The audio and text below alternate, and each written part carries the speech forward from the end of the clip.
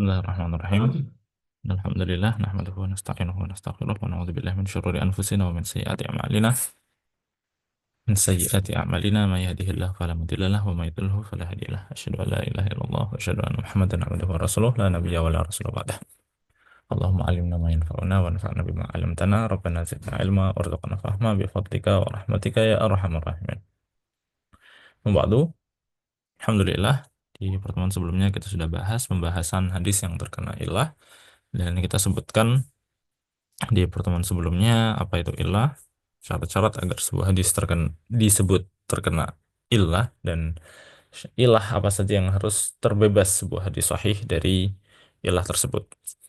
Nah, di pertemuan kali ini kita akan bahas tentang perbedaan dalam sebuah hadis, di mana di sebelumnya kita sempat singgung bahwasanya sebuah illah itu terkadang ada yang samar, ada yang tidak samar. Yang samar itu biasanya dikarenakan adanya ilah, adanya mukhalafah, maka adanya perbedaan antara satu versi atau lebih di dalam hadis tersebut. Nah, sekarang perbedaannya tersebut, perbedaan yang ada di dalam hadis itu akan menghasilkan berbagai macam jenis hadis, dan kita sebagai seorang yang mempelajari hadis ingin mengetahui gitu ya bagaimana para ulama berperilaku atau apa yang mereka lakukan ketika berhadapan dengan hadis-hadis yang terdapat perbedaan di dalamnya. Apa yang mereka lakukan dan bagaimana metode mereka di dalam menghadapinya. Itulah yang insya Allah akan kita bahas di dalam pertemuan kali ini. Kita sebutkan sebuah hadis itu bisa saja dia tidak ada perbedaan sama sekali, dalam artian ya udah hadis itu cuma ada hadis itu saja yang membahas di permasalahan tersebut. Ya, jadi kita sebutkan begini, sebuah hadis berarti bisa saja dia memang tidak ada perbedaan, sehingga ketika tidak ada perbedaan, dia langsung kita amalkan tanpa perlu melihat versi atau riwayat lain terkait hal tersebut. Ya, karena memang tidak ada perbedaan, cuma ada hadis itu saja. Maka kita katakan dia adalah hadis yang seperti ini kita sebut dengan hadis yang muhkam. Muhkam berarti tidak ada perbedaan dan diamalkan. Kemudian opsi kedua berarti ada perbedaan, terdapat perbedaan.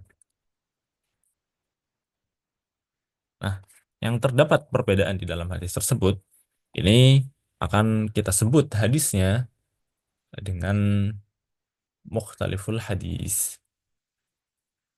Tapi sebelum itu, sebenarnya terkait ada perbedaan ini itu nanti dilihat lebih dahulu di di dalam riwayatnya tadi. Riwayat-riwayat yang ada. Tuh. Kalau misalkan keduanya atau opsi yang pertama satu versi atau istilahnya beda beda beda kekuatan. Beda kekuatan ini maksudnya satu sahih, satu dhaif misalkan. Oke? Atau satunya hasan, satunya sahih.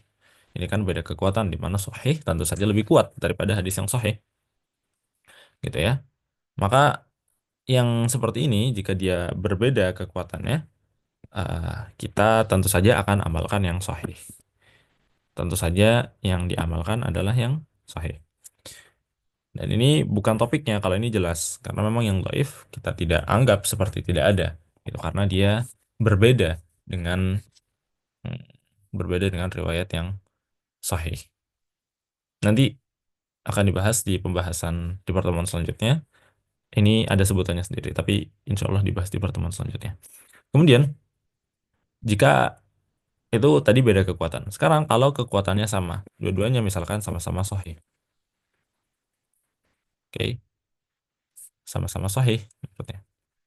Maka ini yang kita sebut dengan mukhtaliful hadis. Ya, mukhtaliful hadis itu adalah hadis-hadis yang dia secara makna berbeda. Ada pertentangan di dalam sanatnya, ada perbedaan di dalam sanatnya atau matannya. Lebih ke matan sih kalau mukhtaliful hadis ya. Perbedaan dalam matan yang perbedaannya itu dengan tingkat kedua versi hadis tadi sahih. Nah, ini yang kita sebut dengan mukhtaliful hadis. Inilah yang kemudian menjadi tantangan oleh para ulama karena keduanya sama-sama sahih, maka di sini perlu kita pahami maknanya, perlu kita jamak, perlu kita eh, istilahnya pandang dengan pandangan yang lebih jauh, lebih menyeluruh dan lebih mencakup banyak apa berbagai macam aspeknya. Makanya cara untuk menghadapi yang seperti ini itu dilihat apakah bisa dijamak atau tidak. Bisa dijamak, bisa dijamak itu dalam artian bisa dipahami agar tidak bertentangan gitu. Dengan kata lain digabungkan pemahaman antara keduanya sehingga menjadi pemahaman yang tidak saling bertentangan. Kalau bisa dijamak, maka dijamak. Kalau tidak bisa, maka kita lihat lagi. Kalau tidak bisa, maka kita lihat ke kalau tidak bisa dilihat lagi apakah ya kalau tidak bisa dijamak memang benar-benar kontradiksi yang satu bilang A, yang satu bilang bukan A gitu ya. Maka di sini itu kita kita lihat lagi apakah diketahui diketahui apakah diketahui tarikhnya atau tidak. Diketahui tarikh itu maksudnya diketahui kapan hadis tersebut diucapkan atau dilakukan oleh Rasulullah atau tidak. Gitu ya. Misalkan yang satu, oh ini di Rasulullah lakukan di Mekah. Oh, yang satunya lagi Rasulullah lakukan di Madinah. Nah, itu berarti kan diketahui tarikhnya.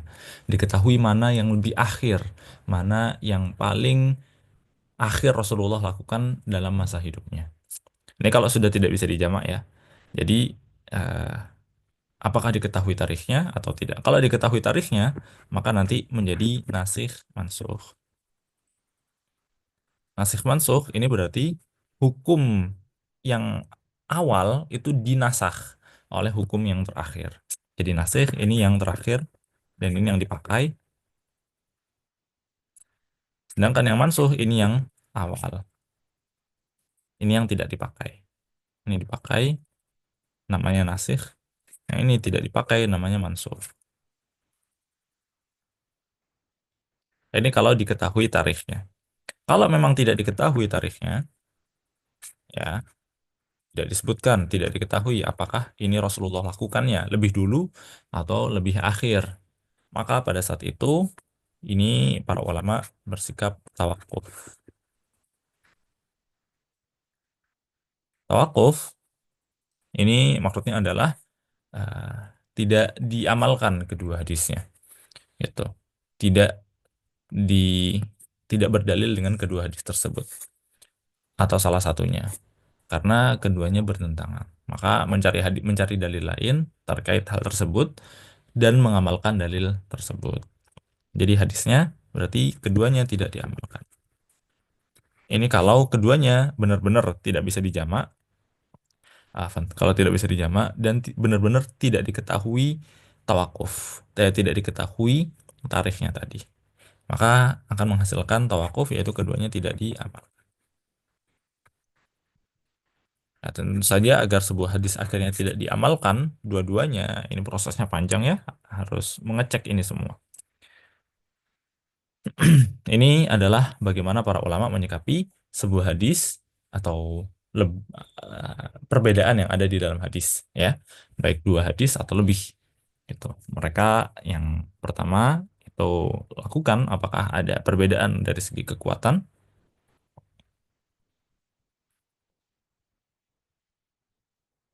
Hmm, sebentar, ada yang kurang.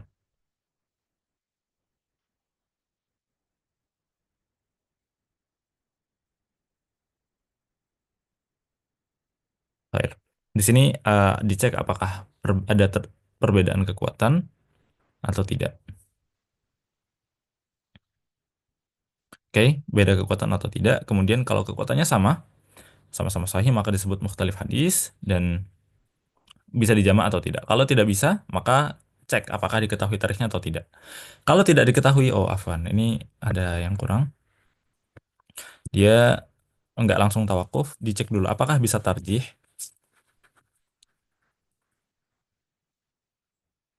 Nah, kalau bisa tarjih, maka dilakukan tarjih. Tarjih ini berarti ada satu hadis yang memiliki indikasi-indikasi bahwasanya itu lebih tepat untuk diamalkan atau lebih kuat untuk diamalkan.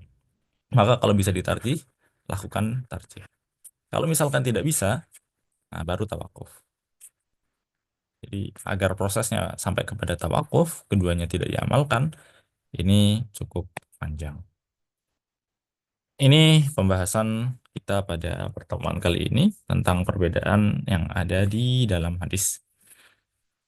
Pembahasannya ini kita cukupkan pembahasan kita pada pertemuan kali ini. Di pertemuan selanjutnya kita akan singgung tentang syaz. Setelah kita singgung tentang syaz, kita akan singgung tentang apakah sebuah hadis yang tadinya dhaif itu bisa dikuatkan. Dan itu adalah pembahasan akhir dari daurah ini insya Allah. Itu kurang lebihnya kita tutup dengan istighfar dan doa kafaratul majelis. Astagfirullahaladzim, astagfirullahaladzim, astagfirullahaladzim. Subhanakallahumma wa bihamdika asyhadu an la ilaha illa anta astaghfiruka wa atubu ilaik. Barakallahu fikum. Assalamualaikum warahmatullahi wabarakatuh.